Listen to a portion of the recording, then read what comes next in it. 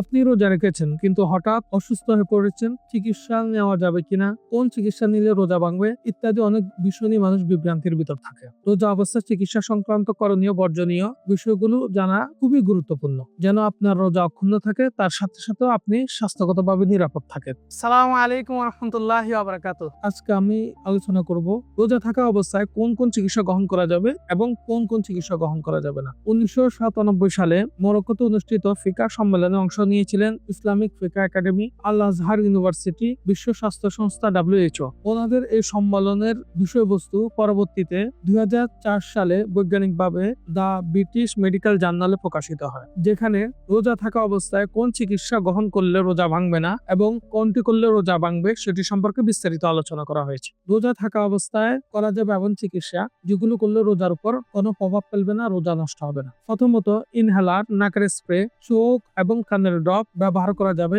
এতে রোজা ভাঙবে না। নাকের ড্রপ নিয়ে আলেমদের ভিতর মত পার্থক্য আছে। যাদের এনজাইনার ব্যথা অর্থাৎ বুকে ব্যথা হয় তাদের ক্ষেত্রে জিহ্বার নিচে নাইট্রোগ্লিসারিন ট্যাবলেট বা স্প্রে নেওয়া যাবে, এতে রোজা ভাঙবে না। শিরাপথে খাদ্যবিহীন ওষুধ এবং ইনজেকশন দেওয়া যাবে, এতে রোজার কোনো ক্ষতি হবে না। অক্সিজেন এবং অ্যানেস্থেটিক গ্যাস এতে রোজা নষ্ট করবে না। ত্বকে ক্রিম, ওয়াইনমেন্ট, প্লাস্টার, ব্যান্ডেজ নির্দ্বিধায় আপনি ব্যবহার করতে পারেন, এতে রোজার কোনো ক্ষতি হবে না। দাঁত তোলা, দাঁত ফিলিং করা, দাঁতে ডিল করা ইত্যাদি রোজার সময় করা যাবে। রক্ত পরীক্ষা, রক্তদান ইত্যাদি রোজার সময় করা যাবে, এতে রোজার কোনো ক্ষতি হবে না। যাদের সাপোজিটরি বা ডোজ ব্যবহার করতে হয় এটি ব্যবহার করা যাবে, এতে রোজা ভাঙবে না। চিকিৎসকরা আঙ্গুল দিয়ে যে সমস্ত পরীক্ষা করেন, DRE বা ডিজিটাল রেকটাল এক্সামিনেশন, সেটিও করা যাবে, এতে রোজা ভাঙবে না। Hysteroscopy, intrauterine contraceptive device, angiography, catheter ইত্যাদি প্রবেশ করানো যাবে, এতে রোজা ভাঙবে না। এন্ডোস্কোপি করা যাবে কিন্তু খাদ্য গুণ সম্পূর্ণ তরল প্রবেশ করানো যাবে না। মাউথ ওয়াশ করা যাবে,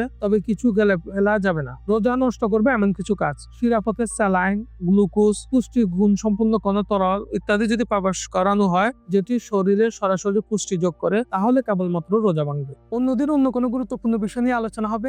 সে পর্যন্ত সবাই ভালো থাকবেন, সুস্থ থাকবেন। আসসালামু আলাইকুম রহমতুল্লাহ।